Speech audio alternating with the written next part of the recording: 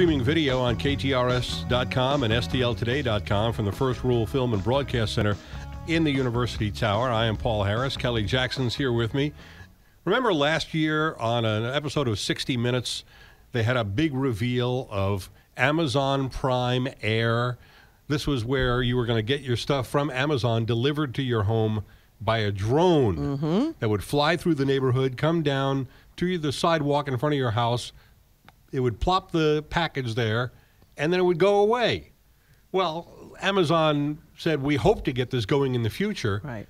But first we have to get the FAA to go along with it because you can't fly stuff through the air anytime you want. You got to get the approval of the federal government and the Federal Aviation Administration. Well, on Sunday, the FAA came out with proposed new rules, and Amazon says those rules will make it impossible for them to do delivery by air. So Prime Air, at least for now, is not going to happen.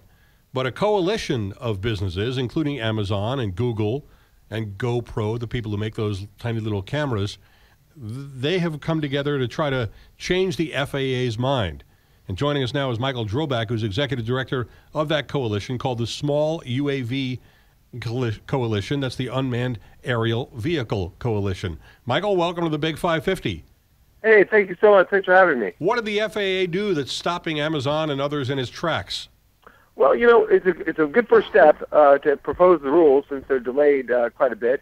But what they did was they said that there would be no beyond the line of sight operations. That means you have to have a physical eye on the UAV in the sky to perform any kind of commercial operation, which means virtually you're not having or theoretically you're not having an unmanned aerial vehicle because you got to be able to see it, which means delivery is very, very, very hard.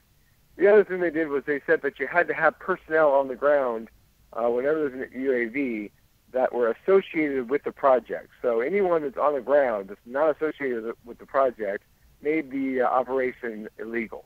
So I guess that also makes it somewhat difficult. So I guess what Amazon and others wanted to do, and by the way, I'm sure pizza delivery companies and others, you know, pharmacies, Walgreens would probably like to be able to deliver pharmaceuticals this way to you, et cetera. Yes, help, you bet. I'm sure that what they wanted to do was just program in the coordinates for the delivery zone and let the plane take off or the drone take off from, I guess, the roof of their building or their loading dock and just go by itself, right? Yeah, that's exactly right. And I think, you know, what you're referencing is automation. You know, the concept of this being truly autonomous. And I think we'll get there.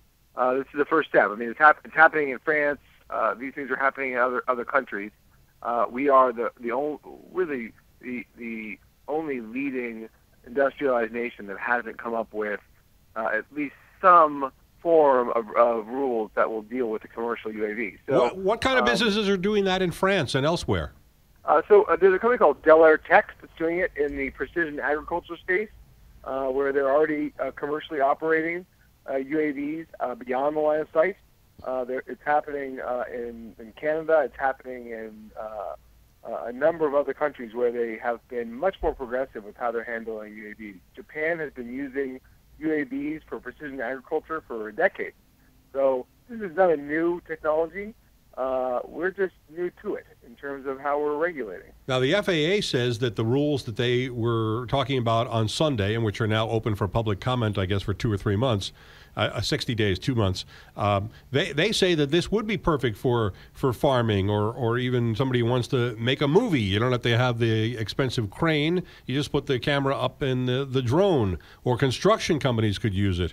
So those uses are still available under the new rules, right? Well, yeah, they are once the rules are put in place, and again, that could take 9 months to 20 months. So I mean, we still may have a ways to go here, but yes, they are. I mean, this is a step forward, no question.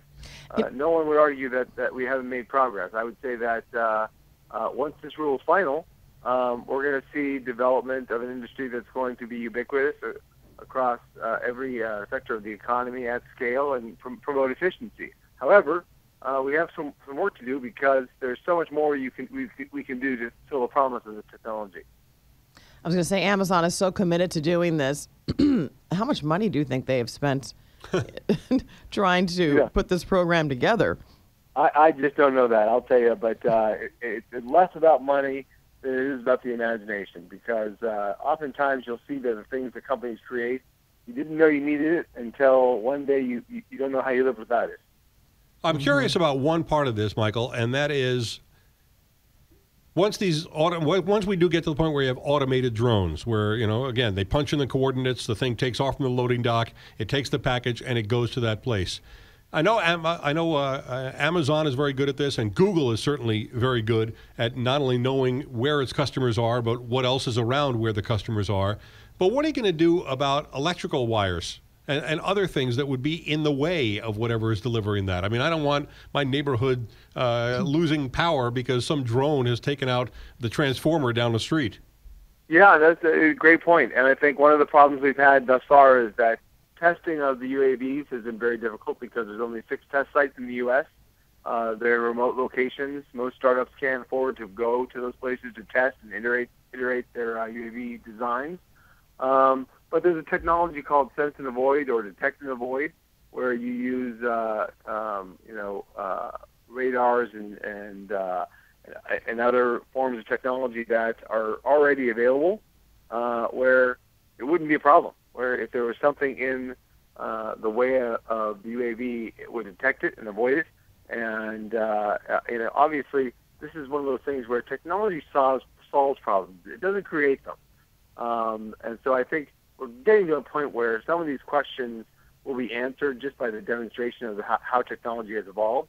But we need to see it, and that means testing. That means a fuller comprehension of where the industry is, and I think we'll get there very, very quickly. And this is a good first start to get some rules out, or proposed rules that we can bat around and discuss.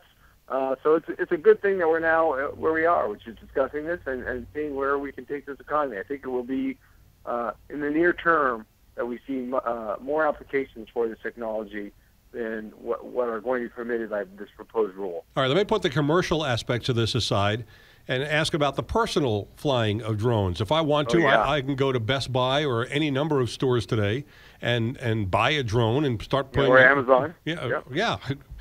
and get it right up in the air and start flying it. What do these rules tell me I can't do? Nothing. So if you are a hobbyist, a recreational rule, and this is one of the things I thought was great about what the FAA did. Look, we've had some instances where people are suggesting that we should not allow for recreational use. But what these rules said was, they said, look, there's more benefit than harm that comes from these UAVs. That's a wonderful first statement by the FAA. They did not prescribe or suggest any new rules for hobbyists. In fact, they didn't even touch the subject. There already exist rules for those who want to use these devices recreationally. And technology is never wrong. So operators can be. And the FAA did not put any more restrictive measures in place for recreational users. And to the point about this new technology, it's here. It's going to win. It always does. And recreational users, commercial users, are now beginning to dream about how it can be used, how we can use it to save lives, protect our first responders, use it for search and rescue, disaster management, and use it for fun. So I'm excited about where we're going with this. Yeah, I mean, I can understand why we need to have some rules about its use. You don't want it to be too close to the airport where big flying things don't need other smaller flying things bumping into them. We need to have privacy protections so you can't take your drone and put a camera on it and shoot through my bedroom window on the second floor. Right. Not that anybody is ever going to want to see that in my case, but, that's the world we live in. I don't know. You never know. You never know. Oh, trust me, I have a mirror. But those are the certain sort of things that we do need these rules for, and it'll be interesting to see how that gets controlled going forward, and to see, and we'll also see if the retail side of it, the delivery of the retail side of it, comes forward as well. Michael Drobak is an attorney and the executive director of the Small UAV Coalition. That's the Unmanned Aerial Vehicle Coalition. Thanks so much for joining us here today. Hey, thanks for having me. You take care this morning. Thank you. This is the Big 550 KTRS.